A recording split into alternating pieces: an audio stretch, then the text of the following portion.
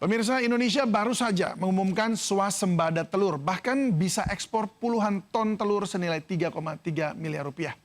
Tapi nyatanya harga telur di dalam negeri tetap mahal, terutama saat Ramadan ini. Berikut laporan Camar Henda dari Pasar Senen, Jakarta Pusat. Pemirsa, di pekan ketiga bulan Ramadan sejumlah kebutuhan pokok ini terus merangkak naik dan salah satunya adalah komoditas telur. Nah, saat ini saya sudah berada di Pasar Senen yang ada di Jakarta Pusat dan saya akan tanya harga telur sekarang berapa. Kita akan langsung berbincang bersama dengan Mas Soleh di sini. Halo Mas Soleh, apa kabar? Baik, alhamdulillah. Oke. Mas Soleh, ini saya punya uang Rp50.000 ya. Ini harga telur per kilo, ini ayam negeri, betul ya? Ya, betul. Berapa harganya? 30.000. 30.000. Sebelumnya berapa? Sebelumnya ya bisa 26 sih tahun bulan lalu. Pada protes nggak? Karena naiknya lumayan nih 4.000. Ya biasalah ya, protes ada pastinya. Saya boleh beli 1 kilo ya?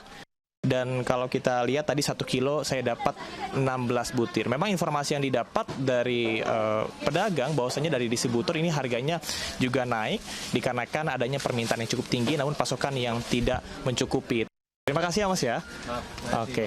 Dan informasi yang kami dapat juga bahwa pemerintah bisa menstabilkan harga terutama dengan membuat pasar operasi murah ataupun juga menjaga kestabilan distributor. Dari Jakarta, Camar Henda Horyudin, iNews melaporkan. Mas, makasih ya. Ya, harga telur mahal karena naik pemirsa dan selain menyusahkan masyarakat juga berdampak ke UMKM produsen kue kering di Kampung Nastar di Kota Tangerang, Banten. Nah, ada Naura Syafika di sana. Naura, bagaimana produsen menghadapi kenaikan harga telur ini?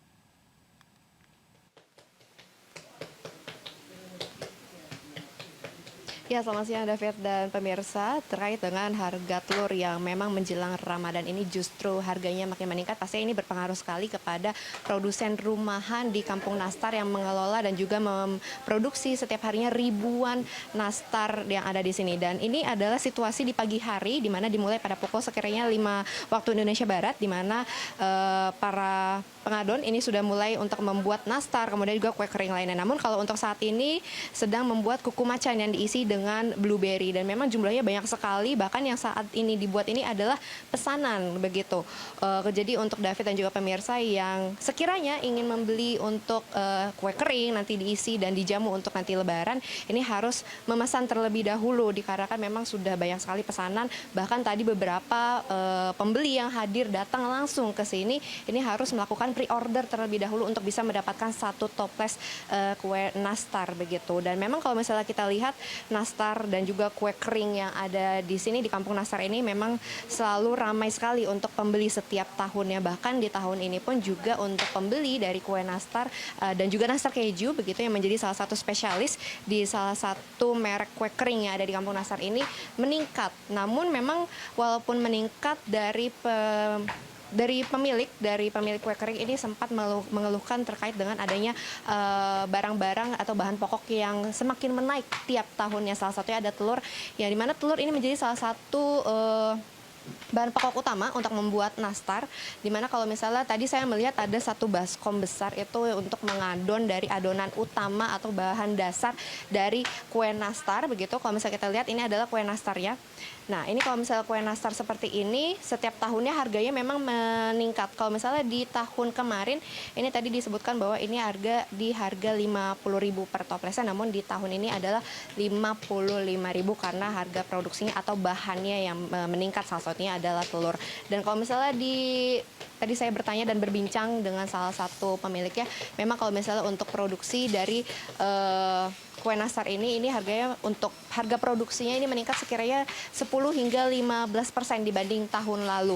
Namun memang kalau misalnya tiap toko atau tiap merek ini mensiasatinya dengan salah satunya itu mengantisipasi dengan melakukan stok terlebih awal, yaitu sekiranya 3 bulan lalu sudah melakukan stok seperti stok bahan dari Wisman, kemudian dari bahan pokok lainnya, sehingga ini bisa mencegah untuk adanya kenaikan yang lebih tinggi lagi. Dan kalau misalnya kita lihat tidak hanya dari nastar saja yang menggunakan telur paling banyak, karena kalau misalnya dari adonan tadi saya lihat ini kalau misalnya nastar itu kiranya ada 8 ya, pakai 8 telur. Kemudian kalau misalnya untuk selain nastar itu ada juga lidah kucing. Ini tadi lidah kucing juga ternyata pakai telur yang cukup banyak seperti itu. Namun memang kalau misalnya tiap tahunnya seperti yang kita ketahui untuk kue kering ini menjadi salah satu tradisi ya untuk warga di Indonesia, masyarakat di Indonesia tadi mau tidak mau walaupun memang harganya meningkat tadi seperti yang saya sebutkan untuk sekarang ini harga meningkat di 55.000 bahkan untuk yang ukurannya lebih besar di 58.000 jadi tetap banyak yang membeli namun memang harga produksinya meningkat. Sementara itu David kembali ke studio. Ya, siap-siap rogoh kocek lebih dalam. Baik, terima kasih Naura untuk informasinya. Selamat bertugas kembali. Pernah dibongkar di era Gubernur Anies Baswedan, JPO Sarinah kembali dibangun dan kini punya wajah lebih modern dan ramah disabilitas. Warga Jakarta yang belanja di kawasan pertokoan Sarinah bisa menyeberang dengan aman ke halte Transjakarta di seberangnya.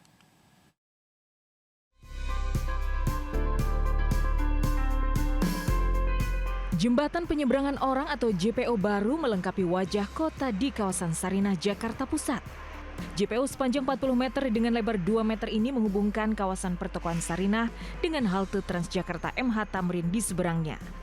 JPO bersejarah yang dibangun sejak 1968 ini pernah dibongkar di era Gubernur Anies Baswedan dan digantikan dengan Pelikan Crossing agar pandangan ke kawasan MH Tamrin lebih luas. Namun di era Gubernur Pramono Anung, JPO kembali dibangun dengan konsep modern, dilengkapi atap pelindung yang kokoh, lampu penerangan, dan pagar pengaman. Tidak hanya lebih estetis, JPO ini juga ramah disabilitas karena dilengkapi dengan lift dan eskalator bagi lansia dan warga yang membutuhkan. JPO Sarinah, yakni JPO pertama yang ada di Jakarta yang dibangun pada tahun 1968. Dan JPO ini pernah dibongkar pada masa pemerintahan Anies Baswedan dan kini dibangun dan juga diresmikan kembali pada masa pemerintahan Pramono Anung. Dan beginilah wajah terbaru dari JPO Sarinah, yakni ditambahkannya lift yang ada di sebelah kiri saya, pemirsa.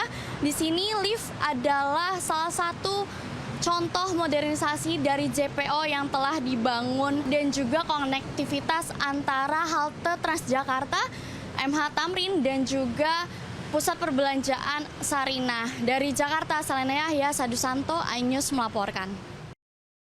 Pemirsa, ada kabar baik bagi pengemudi ojek online karena pada tahun ini perusahaan aplikasi akan membagikan bonus hari raya sebesar 110 miliar rupiah.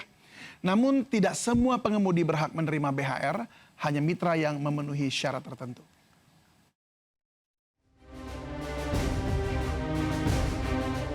Kabar baik bagi para pengemudi ojek online karena Lebaran tahun ini perusahaan aplikasi menyalurkan bonus hari raya atau BHR.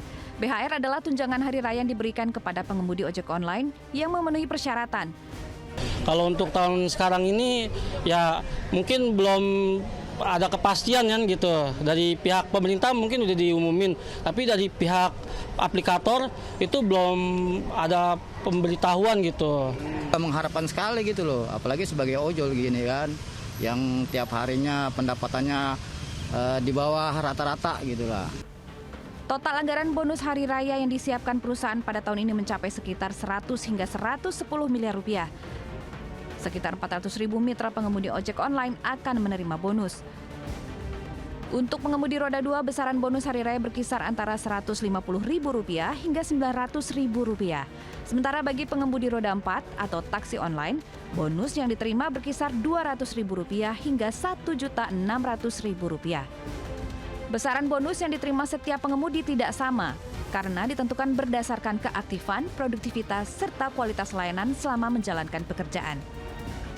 Bonus hari raya pengemudi ojol dijadwalkan cair pada awal Maret hingga paling lambat 7 hari sebelum Hari Raya Idul Fitri. Dengan adanya bonus hari raya ini diharapkan dapat menjadi tambahan penghasilan bagi para mitra pengemudi. Besaran bonus yang diterima setiap pengemudi tidak sama, karena ditentukan berdasarkan keaktifan, produktivitas, serta kualitas layanan selama menjalankan pekerjaan. BHR keagamaan diberikan dalam bentuk uang tunai, paling sedikit 25% dari rata-rata pendapatan bersih selama 12 bulan terakhir.